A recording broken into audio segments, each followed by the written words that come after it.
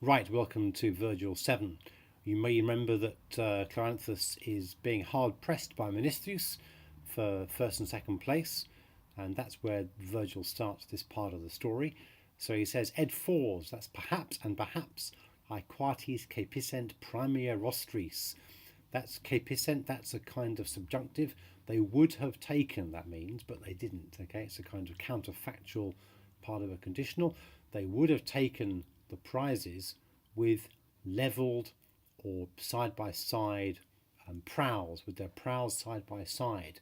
And I guess that means that it would have been a dead heat. They would have taken the prizes together. So perhaps they would have taken the prizes with their prows side by side, ni, if not, unless, okay, if Cloanthus hadn't done some things. So what did he do to stop that happening? Well, firstly, stretching out tandens, palmas utrasque, both his hands, both his palms, we might say, to the sea. So stretching out both his hands to the sea, if he hadn't fudisset preces, poured forth prayers, and vocaset in vota divos. You see all the was there, the V sounds. His open mouth is imploring the gods for help and called upon the gods in vows or in promises. And the que is kind of both and. We've got more words for and than we need. So if he hadn't both poured out prayers and called upon the gods in vows or promises. So what did he say? Let's see.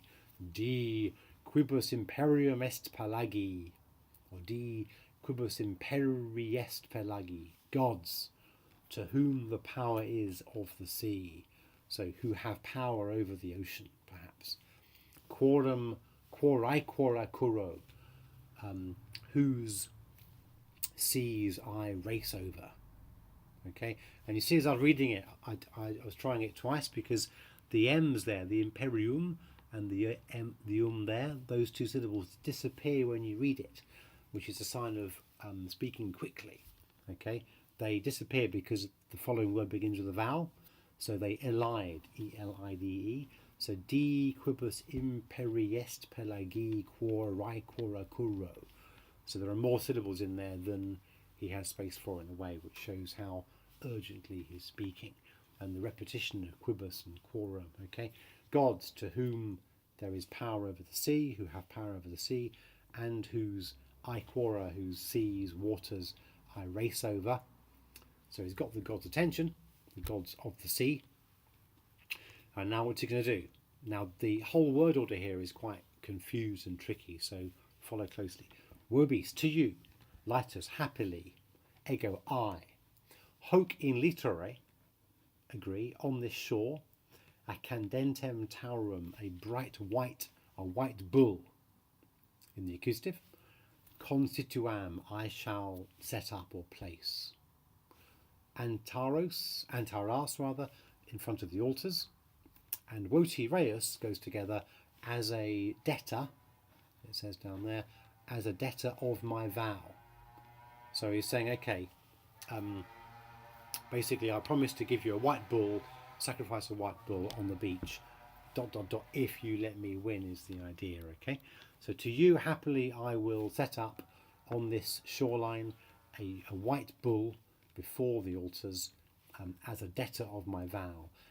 Extaque salsos, and proiciam I will cast forth exta, the entrails, the guts of this bull, salsos in fluctus, into the salty waves.